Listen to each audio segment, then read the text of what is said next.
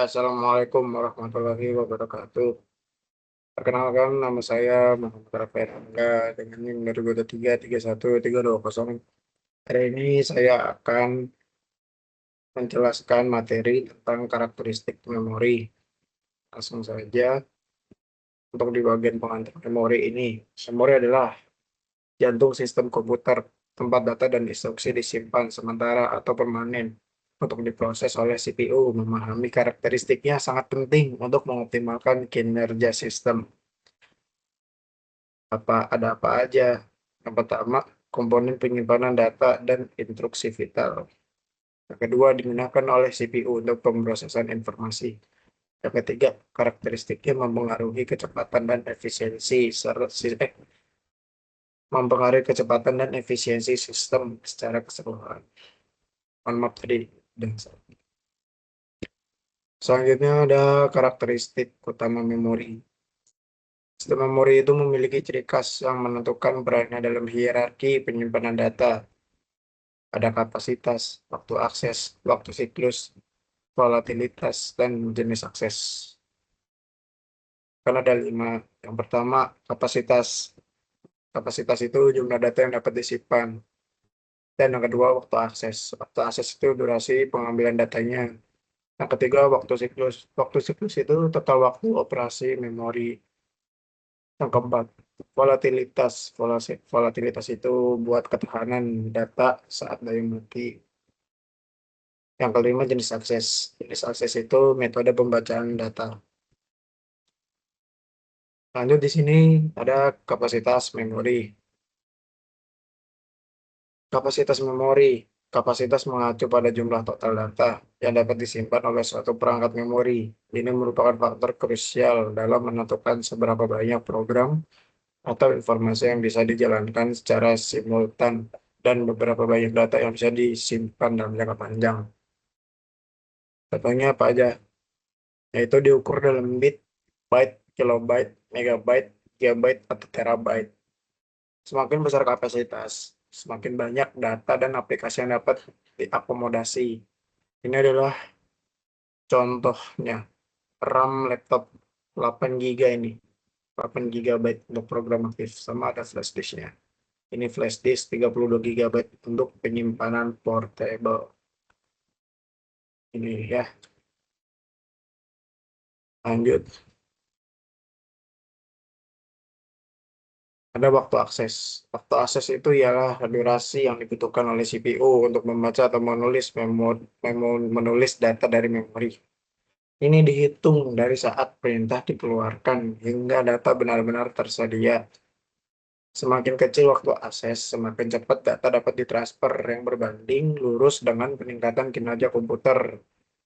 Biasanya itu dia diukur dalam nanodetik, berarti per second.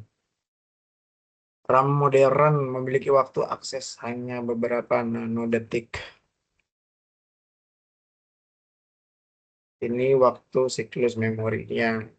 Ada akses, pemrosesan, pemulihan, dan siklus ulang. Volatilitas memori. Volatilitas itu merujuk pada kemampuan memori untuk mempertahankan data ketika daya listrik dimatikan. Ini membedakan dua jenis memori utama. Ada volatile memory dan non-volatile memory. Yang pertama nih, volatile memory, yaitu data hilang saat daya dimatikan. Contohnya ada RAM, random access memory, digunakan untuk data yang sedang aktif diproses. Dan yang kedua, non-volatile memory. Non-volatile memory ini dia kayak data tetap tersimpan meskipun data dimatikan, kayak CPU-nya itu udah dimatikan ya. Contoh, ROM, read only memory, SSD, solid state drive, HDD, hard disk drive.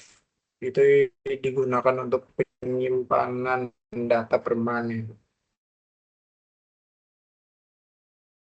Jenis akses memori. Cara data dibaca atau ditulis dari memori mempengaruhi kecepatan dan efisiensi. Yang pertama, ada sequential access.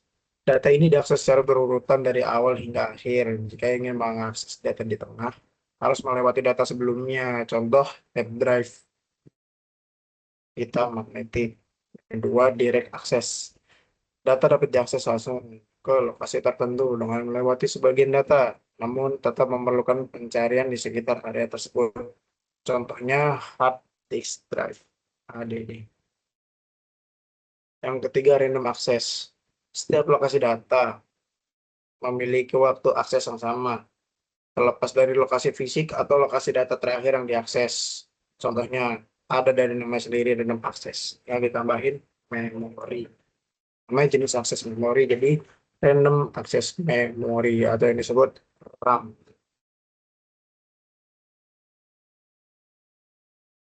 Hierarki memori dan karakteristiknya. Ini dia jenis memorinya. Yang kapasitas satu ini kapasitas 1, relatif 1, yang ini 5 register ya. Cacingnya memorinya itu relatifnya 2, kecepatannya 4. Kalau RAM dia sama, makanya kayak stabil gitu kan kapasitas relatif ya itu. Nah, yang ROM ini kapasitasnya relatif 1,5, kecepatannya itu 2%. SSD dia kapasitasnya 4, tapi kecepatannya merendah nih. Jadi kecepatannya 2,5. Berarti sama kayak HDD. HDD ini dia kapasitasnya 5, kecepatan relatifnya 1.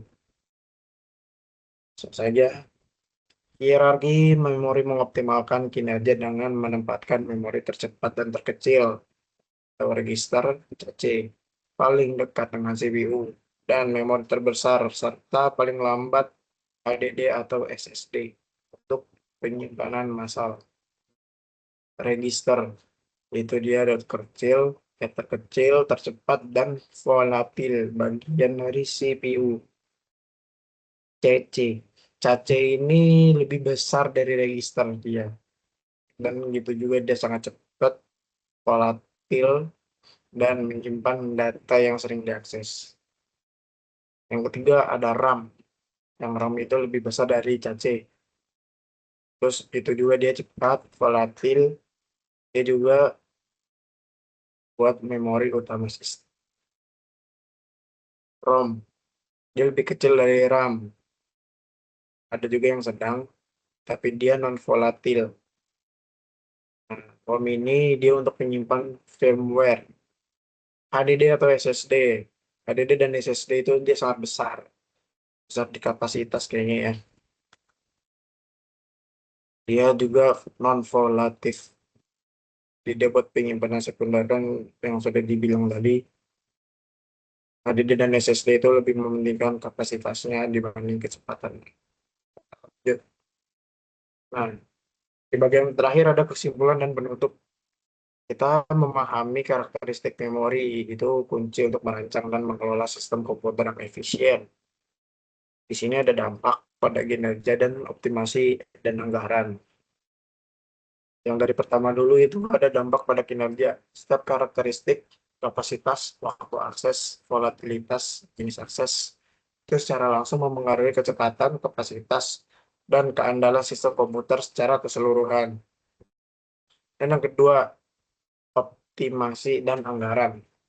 Pemilihan jenis memori yang tepat harus mempertimbangkan keseimbangan antara kebutuhan kinerja aplikasi atau sistem dan batasan anggaran yang tersedia.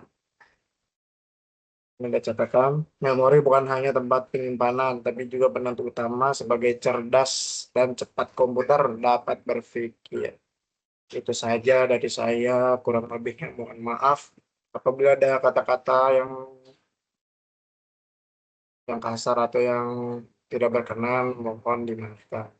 Assalamualaikum warahmatullahi wabarakatuh.